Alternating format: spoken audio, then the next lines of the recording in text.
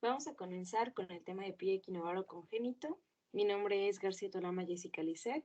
Este tema es para la materia de nosología y clínica quirúrgica del sistema musculoesquelético a cargo del docente Dr. López Calixto. En la tabla de contenidos podemos observar los temas que vamos a abordar, como la definición, epidemiología, la etiopatogénesis, la fisiopatología, el cuadro clínico, las clasificaciones, el diagnóstico y el tratamiento. Entonces, comenzamos con la definición. Pie equinovaro aducto congénito, también se abrevia PEVAC. Algunos lo conocen como pie sambo o pie bot. Es una de las deformidades ortopédicas del aparato locomotor más frecuentes, está presente en el nacimiento y consiste en que uno o ambos pies estén totalmente incurvados, con marcados pliegues cutáneos y una desalineación de los huesos del tarso. De igual forma se acompaña de algunas contracturas ligamentarias y tendinosas que prácticamente van a impedir corregir o mantener una posición neutra. Si hacemos más énfasis en el nombre, equino hace referencia a que el pie está en una posición en una flexión plantar, es decir, que los dedos van a apuntar hacia abajo y el talón se va a encontrar hacia arriba. El término varo hace referencia a una angulación anormal del talón o del retropié cuando está inclinado hacia adentro y el apoyo va a ser mayor sobre el borde lateral. Y por último, aducto es cuando el antepié pues está rotado hacia la línea media del cuerpo. Esta combinación de deformidades va a causarnos un efecto de supinación que prácticamente va a consistir en que la planta del pie va a estar rotada hacia adentro y hacia arriba y que también se le puede llamar inversión del pie. Adicionalmente, pues hay un aumento del arco longitudinal interno que también produce un pie cabo. Aquí en la imagen tenemos claramente cómo se observa ambos piecitos de nuestro paciente están con esta curvatura. Ahora, para la epidemiología, pues esta va a tener una incidencia de 1.62 por cada 1000 niños y 0.8 por cada 1000 niñas. Como podemos ver, es más frecuente en niños. Afecta con mayor frecuencia el pie derecho en los casos unilaterales, pero la mitad de los casos pues es bilateral. La incidencia del trastorno va a variar de acuerdo a la raza, al sexo. En personas de raza blanca, la frecuencia natal es de 1.2 casos y las proporciones entre mujeres es de 2 a 1, de manera que corresponde a 1.6 en los niños y a 0.8 en las niñas, como ya los habíamos visto. Y algo importante es que sí va a haber, bueno, en la mayoría de los pacientes se muestra un compromiso bilateral. Aquí les dejo una imagen que debemos recordar para más adelante cuando hablemos de la fisiopatología de este feto de 17 semanas, donde se muestra un pie equinovaro bilateral. Ahora, para la etiopatogénesis, pues se han mencionado diversas teorías relacionadas con las circunstancias que desarrollan un pie equinovaro, pero en general se considera de manera multifactorial y esporádica. Hay elementos que están asociados o que se relacionan con esta deformidad. Entre ellos se encuentran los antecedentes familiares. Esto nos brinda de un 2 a un 6% de probabilidad cuando se encuentra solamente en la familia, pero del 25% cuando uno de los dos padres lo presenta. Hay otro elemento que sería el sexo masculino, la genética, que sería una alteración en el gen PITX1. Estudios genéticos recientes han identificado pues diversos genes relacionados con esta presentación de pie equinovaro. El más importante es el que les mencioné, también el gen OX, pertenecientes pues a una misma vía que se denomina la vía PITX1 TBX4 OX46. Este es responsable prácticamente de la formación temprana de un miembro, eh, del retromiembro, más bien. Algo importante es que se presenta después del tercer mes de vida intrauterina, aproximadamente a las 14 semanas de gestación. Esto pues claramente explica que es una anomalía del desarrollo, no una malformación embrionaria. Es por eso que les mencionaba que esta imagen de nuestro feto de 17 semanas ya es un factor importante. Otro de los factores etiológicos, aquí podemos observarlo en la tabla, la dividimos en factores extrínsecos e intrínsecos. En la forma intrínseca, pues es prácticamente el genotipo. No hay como tal estudios de genética molecular, se considera la alteración en algunos cromosomas, pero pues están muy variados, el 25 al 30% con historia familiar y pues no está ligado al sexo con el cromosoma Y. Hablando de los factores extrínsecos, tenemos el ambiente intrauterino, que se considera, por ejemplo, la compresión intrauterina en pacientes que no generan demasiado líquido para mantener al feto, y esto pues da la teoría de que al no tener suficiente líquido dentro de la cavidad uterina, se hace que el feto se presione y que se siente sobre su peso y pues esto va generando la deformidad. Sin embargo, no está totalmente comprobado. El ambiente caluroso, el consumo de alcohol, tabaco, drogas. Esto es importante porque, por ejemplo, para el tabaco, cuando una mujer embarazada fuma, pues nos va a afectar el desarrollo fetal de diferentes maneras, desde generarnos hipoxia en el feto, alterar el flujo vascular intrauterino, una disfunción endotelial, la interrupción en los cambios de la posición de los pies, una detención del desarrollo de los pies, pues secundario a una redistribución sanguínea, porque se va a priorizar la circulación cerebral sobre la del miembro inferior. Entonces, el tabaquismo parenteral va a ser un factor dosis dependiente, para empezar. Entre 1 a 10 cigarrillos que fume la mamá al día, se asocia una probabilidad de 41%. Sin embargo, si sobrepasa estos 10 cigarrillos al día, la probabilidad aumenta a un 89%. Hablando de las drogas, por ejemplo, los medicamentos como el misoprostol, que este es un análogo de la prostaglandina E, la mayoría la utilizan como un método abortivo, sin embargo, al no tener el conocimiento, puede fallar y el riesgo de presentar una deformidad o como el pie equinovaro o alguna contractura articular aumenta.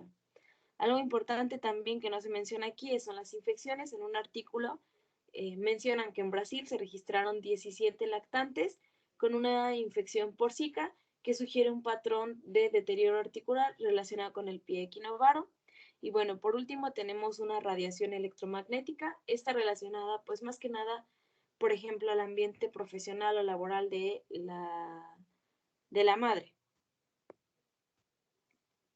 Ahora, hablando de la fisiopatología, pues para empezar, consiste en una displasia local primaria de los tejidos que se encuentran debajo de la rodilla.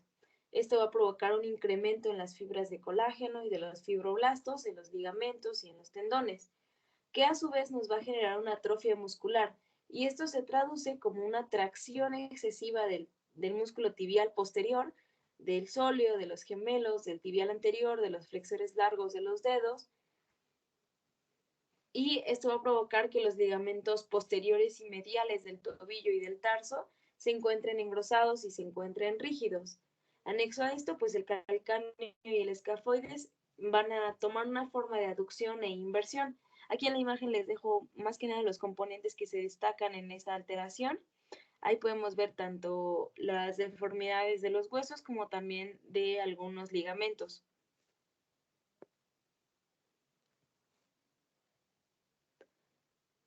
Ahora, para el cuadro clínico, bueno, algo antes de pasar a este cuadro clínico es en esta imagen que pusimos aquí, la resaltábamos a la hora de la clase, porque en esta imagen pues se va a mostrar que el escafoides está desplazado de una forma medialmente y se articula solamente con la cara medial de la cabeza del astrágalo. Aquí las cuñas se ven a la derecha del escafoides, no sé si aquí se puede observar, bueno, el escafoides, y del cuboides debajo de él.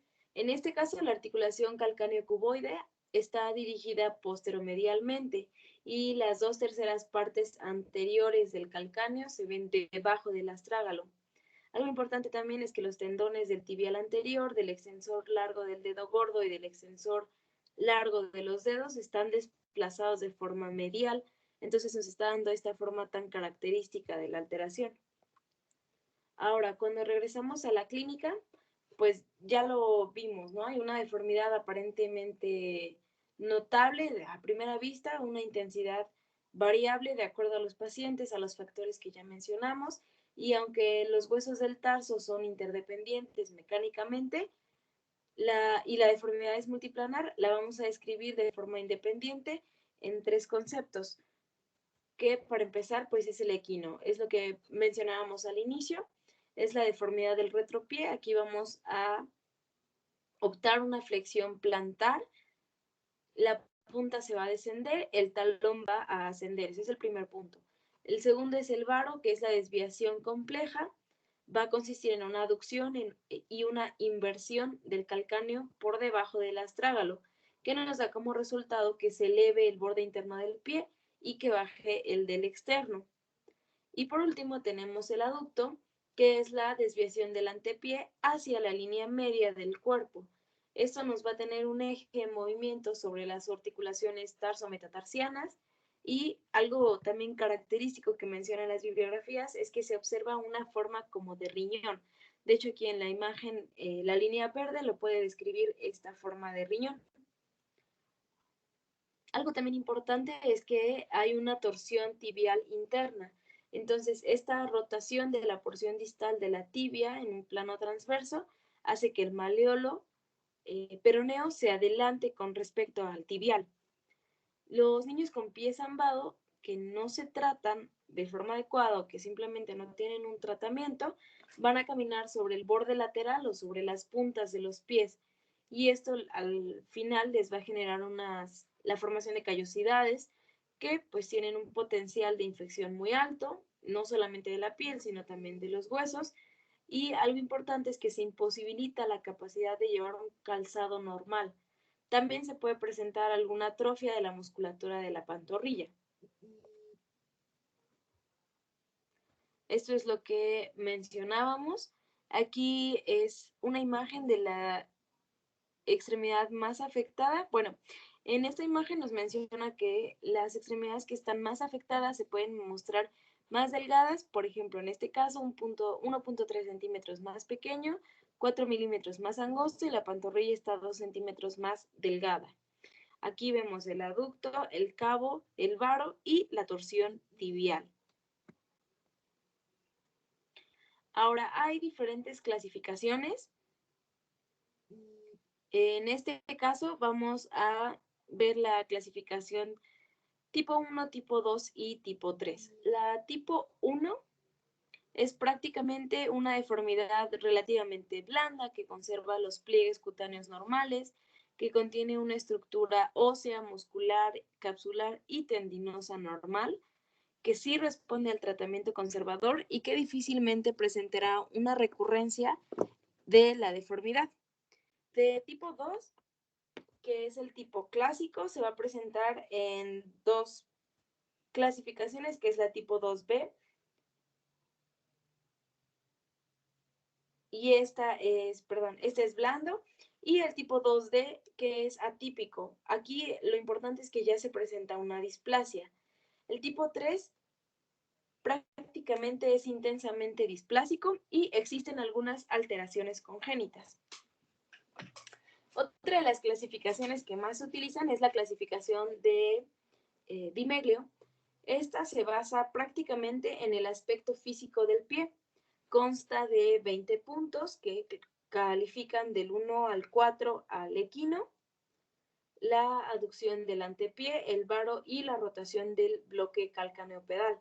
Por otro lado, otros 4 puntos adicionales para los pliegues posteriores, plantares, para el cabo y el estado de la musculatura.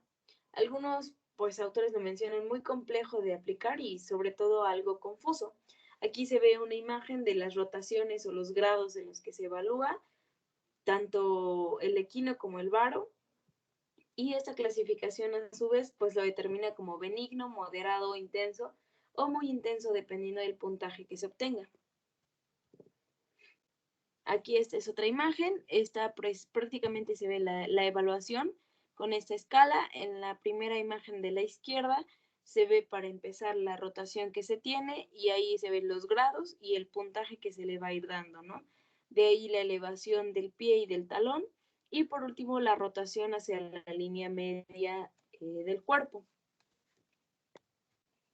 Otra de las clasificaciones es la clasificación de Pirani. Esta es una escala que de igual forma se va a basar en el aspecto físico del pie.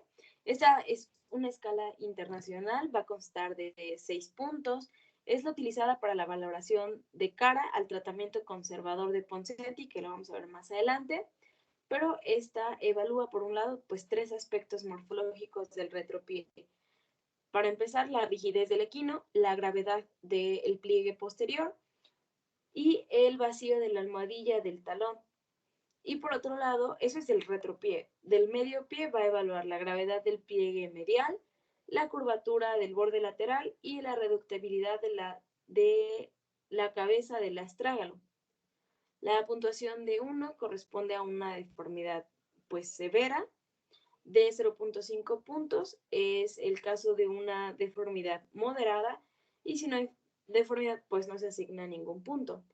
Por lo tanto, las deformidades oscilan entre 0 a 6 y pues cuanto mayor sea la puntuación, más severo va a ser el grado de la patología.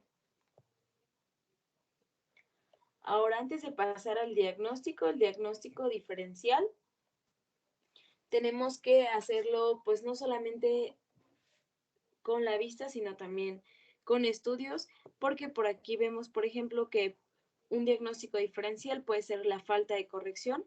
Esto ya se diagnostica en adultos que presentaron un pie equinovaro postural, es decir, que lo fueron desarrollando y no desde el nacimiento.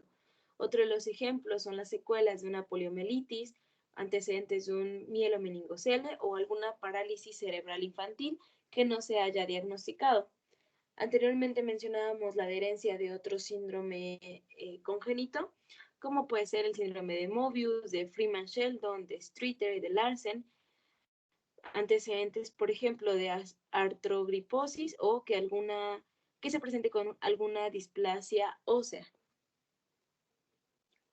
Ahora, para el diagnóstico, pues es importante recordar que las estructuras óseas de los niños van a ser pequeñas y por lo tanto, pues es casi imposible obtener una valoración certera de la anatomía únicamente con el examen físico. El apoyo diagnóstico pues va a ser inicialmente radiográfico durante el tratamiento que se le vaya dando. La radiografía, sin embargo, no es particularmente útil en el recién nacido o en el lactante, ya que pues a esta edad solamente se ve el núcleo de osificación del calcáneo, del astrágalo y de los cuboides, así como los metatarsianos. Si se realiza una radiografía simple, tiene que ser siempre a partir de los 3 o 4 meses de edad en proyecciones anteroposteriores y laterales, donde la posición del pie pues va a ser muy importante, es prácticamente crucial para una correcta medición de los ángulos del pie. Esos ángulos en la imagen de la izquierda se ve el equino y el piecito normal, comparado con la derecha que son la medición de los ángulos de Kitt. Las proyecciones que mencionábamos se van a presentar desde el nacimiento, pero las del escafoides hasta los 3 años de edad. Entonces, aquí algo importante es que con la proyección anteroposterior vamos a observar y valorar el aducto y la supinación. Se utiliza este ángulo de Kitt pues prácticamente de esta forma. Se trazan 2 líneas sobre los ejes longitudinales del astrágalo. Este sobre su borde medial y del calcáneo sobre su borde lateral. Normalmente la línea del astrágalo se debe dirigir hacia el primer metatarsiano, como se ve en la imagen, y la del cuboides hacia el quinto. Este ángulo forma una convergencia que tiene que ser entre 20 y 40 grados lo normal. Entre más severa sea la deformidad del ángulo, pues más se va a cerrar. Si no hay convergencia de las mismas, y están paralelas, el calcáneo puede ser invertido ante la existencia de un pie equinovaro severo y la dirección de las líneas se acerca más hacia el quinto metatarsiano o lateral hacia el mismo. En otra proyección Esto es un lateral, recordatorio. Examen de neurología. perdón, Alexa, pausa.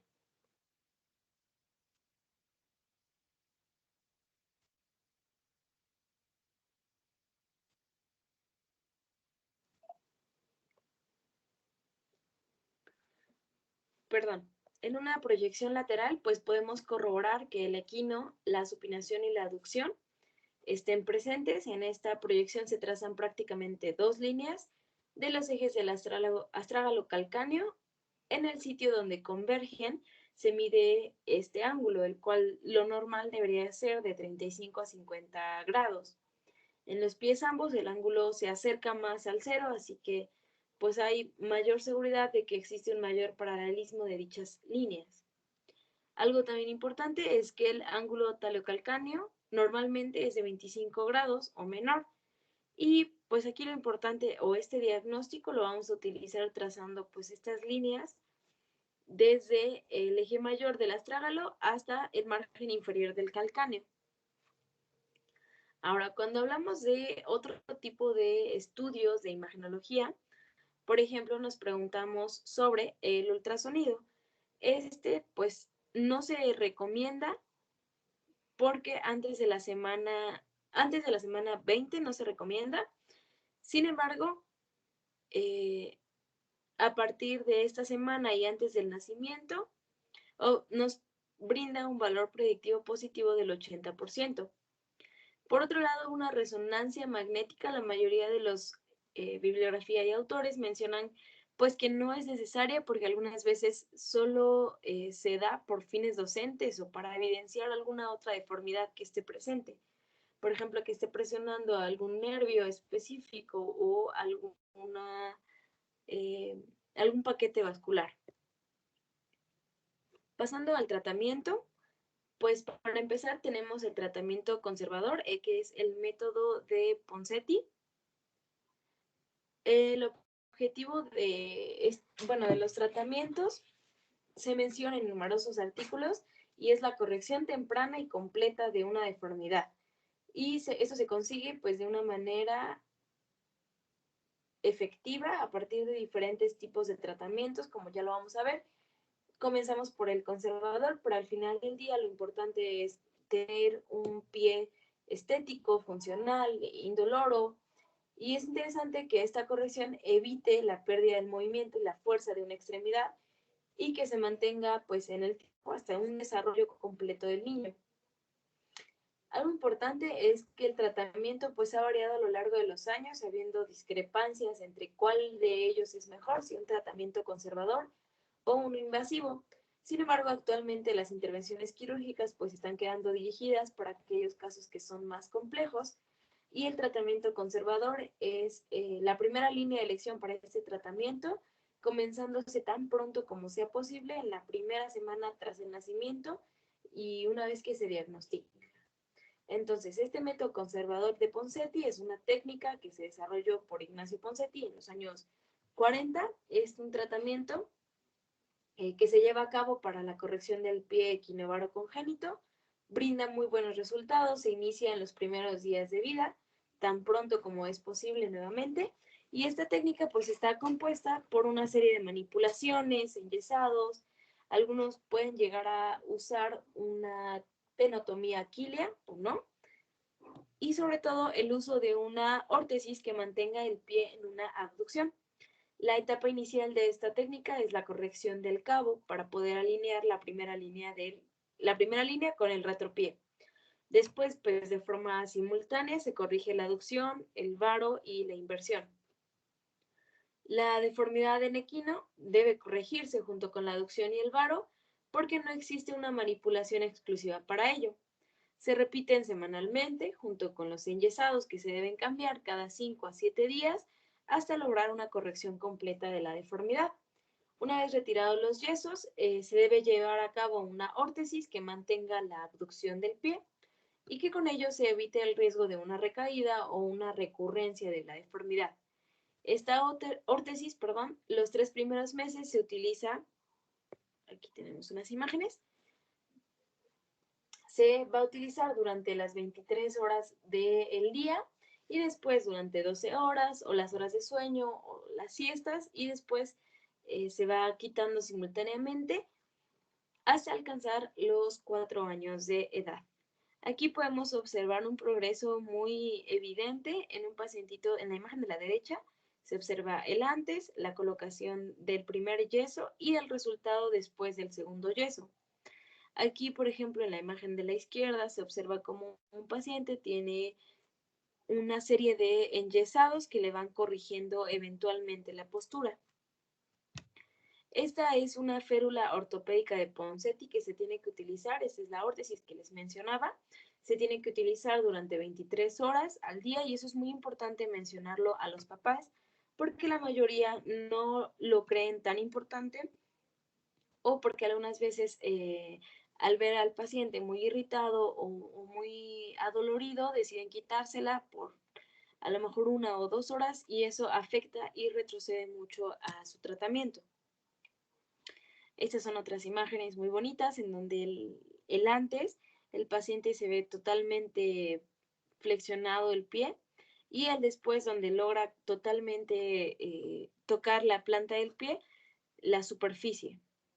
Aquí en la izquierda pues también se ve como el avance del piecito al inicio estaba todo curveado con la serie de yesos y el resultado que se obtiene al final.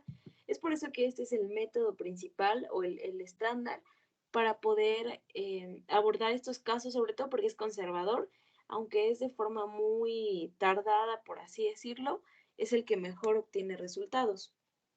Otro de los tratamientos conservadores es el método funcional francés.